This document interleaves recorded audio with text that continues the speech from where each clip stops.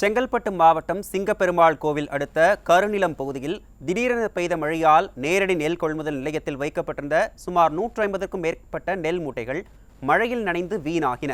கூடுதல் விவரங்களை செய்தியாளர் டில்லி பாபு வழங்க கேட்கலாம். வணக்கம் டில்லி பாபு, இது தொடர்பான விவரங்களை நீங்க பதிவு பண்ணலாம். நிச்சயமாக அருண், செங்கல்பட்டு மாவட்டம் மறைமலை நகர் அடுத்த சிங்கப்பெருமாள் கோவில் அருகே கருநிலம் பகுதியில் அரசின் நேரடி நெல் கொள்முதல் நிலையம் செயல்பட்டு வருகின்றது. இந்த அரசின் நேரடி நெல் கொள்முதல் நிலையத்தில் கருநிலம் மற்றும் கரும்பூர் ஆகிய பகுதிகளில் இருந்து 50க்கும் மேற்பட்ட விவசாயிகள் நெல் கொள்முதல் நிலையங்களில் நெல் மூட்டைகளில் அரசு விலைக்கு விற்பனை செய்து வந்துள்ளனர்.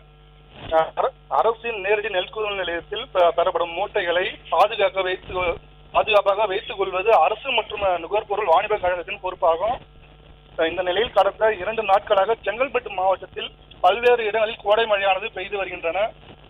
இந்நிலையில் அதே போன்று கருநிலம் பகுதியில் சுமார் அரை மணி நேரத்துக்கும் மேலாக கனமானது கொட்டி தீர்த்தது. இதில் தற்போது அரசின் நேரடி நெல் கொள்முதல் நிலையத்தில் தார்பாய்கள் உள்ளிட்ட வசதிகளை முன்கூட்டியே செய்யாததால் திடீரென பெய்த மழையின் காரணமாக அரசின் நெல் கொள்முதல் செய்யப்பட்டு வைக்கப்பட்டிருந்த சுமார் 200க்கும் மேற்பட்ட நெல் மூட்டைகள் மழையில் நனைந்து சேதமடைந்துள்ளது.